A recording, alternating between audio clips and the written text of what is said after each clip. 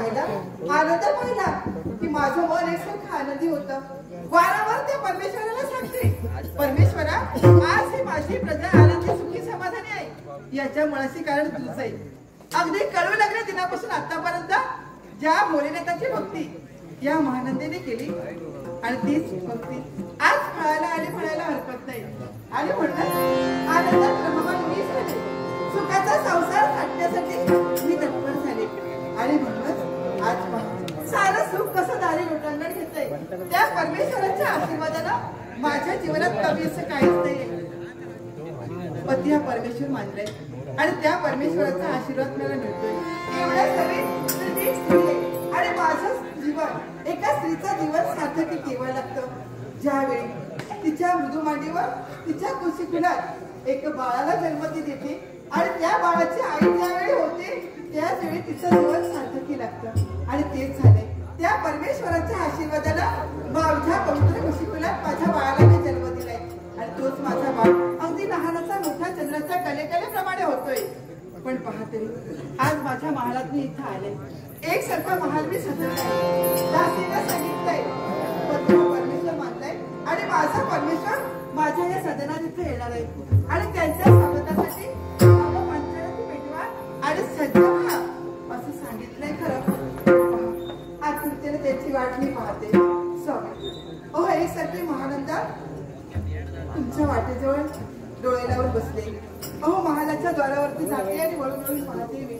दूरवर माझी नजर जाते पण माझ्या नजरेस काही तुम्ही येत नाही. आणि म्हणून माझ्या मनाच्या समाधानासाठी मला आशीर्वाद देण्यासाठी स्वामी लवकरात या आणि सहज का होईना मुद्दाम तरी या, मुद्दाम तरी या, मुद्दाम तरी या. सहज सख्या एकदाची येई सांज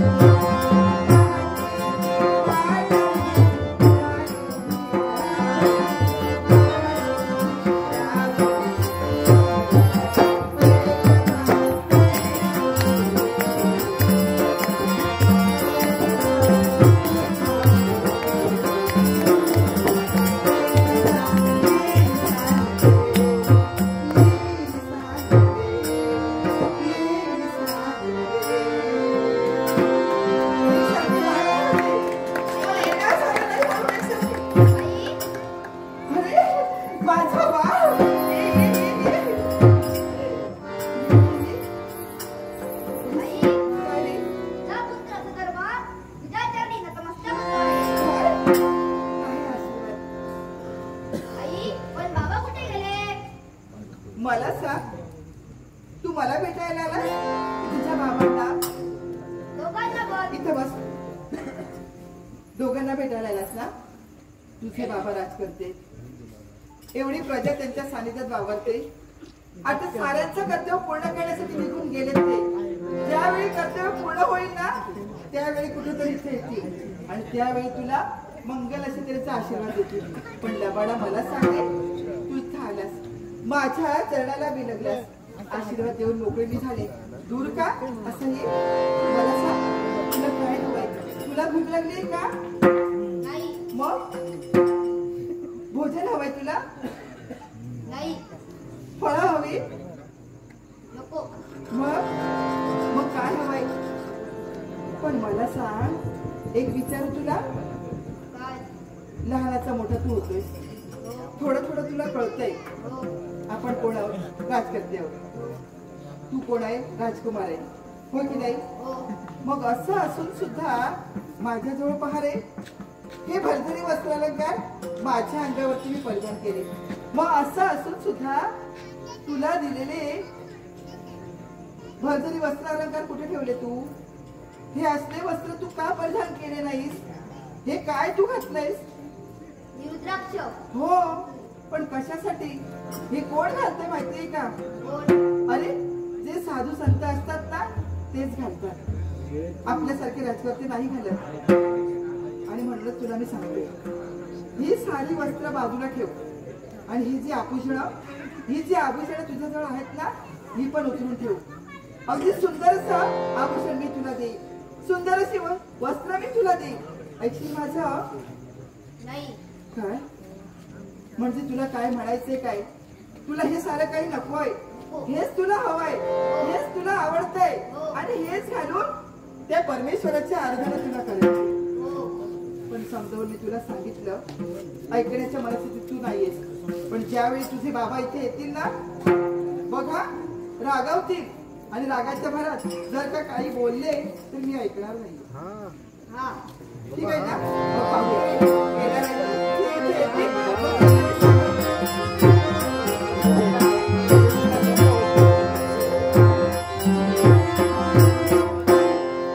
महर्षी नारद मुनींनी सांगितल्याप्रमाणे रुद्र स्तवनाचं पठण करण्यात तत्पर आलं. पण राजदरबारी जे काही घडलं ते महाराणीला कथन करणं हेच योग्य. कोण? महाराणी महानंदे. तुम्ही नमस्कार करते. कोण बाळ?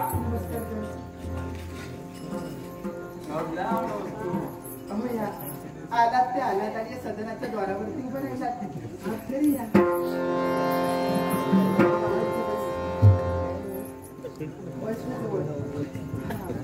आता पाहिलंच का? तुला हवे होतं ना तुझे बाबा आले, यांचा आशीर्वाद तू घेतलाय. पण स्वामी मला सांगा हो, किती वेळ झाला एकसारखी वाट तुमची पाहत होते मी. अधीर झालं होतं. पण हा इथं आला आणि तुम्हाला शोधत राहिला. त्याला मी सांगितलं, अरे कर्तव्य पूर्ण करण्यासाठी गेलेत ना, ते लवकरात लवकर येतील. मग एवढा विलंब का? महानंदे, हा, राजदरबारी न्यायधर्म करत असताना एकाएकी महर्षी नारद मुनींची स्वारी आली. काय म्हणजे राजदरबारात तुम्ही असतो ना त्या ठिकाणी देवर्षीचं आगमन झालं? हो, समाधान वाटलं.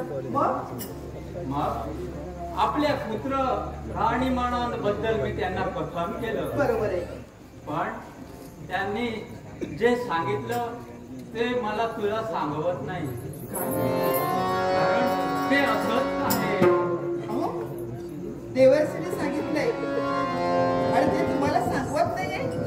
पण सांगत जो मार्ग त्यांनी सांगितलाय, जो मार्ग त्यांनी दाखविलाय, तो जर का तुम्ही मला सांगितलं नाही तर मला कसं कळणार आहे? मला सांगा काय करायला हवंय? आमच्या पुत्र राणीमानांबद्दल मी त्यांना सांगितलं.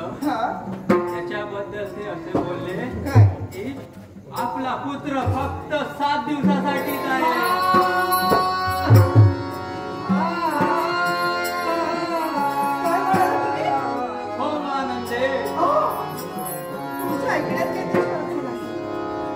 काहीतरी ऐकलं असेल तुम्ही. देवर्षीचं आगमन तिथं झालं आणि तिथं झाल्यावर गेले असं बोलले. मला नाही खरं वाटत. पुन्हा एकदा विचार करून सांगा ते काय बोलले. ऐकलं ते सत्य आहे महानंदे. काय? आपला पुत्र फक्त आपल्यासोबत फक्त 7 दिवस नाही. राहिलेला आहे. नाही, नाही, असं काही होणार नाहीये. माझं बाळ माझ्यापाशी फक्त 7 दिवस राहणार आहे. हो, पण मला सांगा, माझं बाळ माझ्यापाशी 7 दिवस राहणार आहे. आणि 7 दिवसानंतर कुठे जाणार आहे? कुठे जाणार आहे? कुणाजवळ जाणार आहे? कशासाठी जाणार आहे? काय करणार आहे? सांगा, सांगा मला, कशासाठी जाणार आहे तो? काय करणार आहे? नाही सांगू शकत महानंदे. पण त्याने काय सांगितले तुम्हाला? 7 दिवसांनी माझं बाळ कुठे जाणार आहे? त्याला फक्त एकच कारण आहे. जे आपण ज्या देवाची भक्ती केली हा? तो म्हणजे शिवशंभू महादेव. अर्थातच. त्या शिवशंभू महादेवाचं रुद्र पठण करावं लागणार आहे आपल्याला. काय? 7 दिवस रुद्र पठण करायचं. रुद्रपठण करायचंय. हो मान. म्हणजे अहोरात्र त्या परमेश्वराला आवायचंय. आपल्या देवगावात असणारी ती शिवपिंडी, या शिवपिंडी जवळ बसून मनोभावे त्याला आळवायचंय. प्रत्यक्ष भोलेनाथाचा आशीर्वाद घ्यायचा.